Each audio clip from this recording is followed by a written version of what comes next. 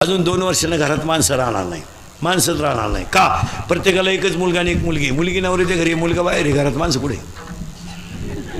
माणसंच नाही घरात, माणसंच राहिले नाही. म्हातारा आजारी पडली तर म्हातारी दवाखान्यात देते, म्हातारा आजारी पडला तर म्हातारी दवाखान्यात देते, म्हातारी आजारी पडली तर म्हातारा बादलीनं पाणी आणतोय, डुकून पाहायला कोण नाही. 4 घरं बांधून ठेवलेत, झाडायला माणसं नाही.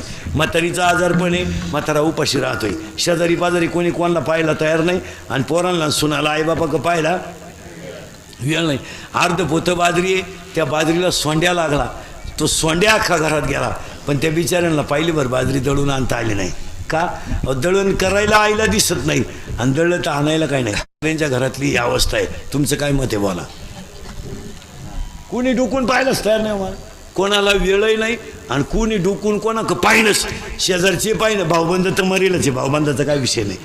भाऊबंद राहिले नाही, वाडा उलातला. म्हणजे जवळजवळ माणसांची रक्ताची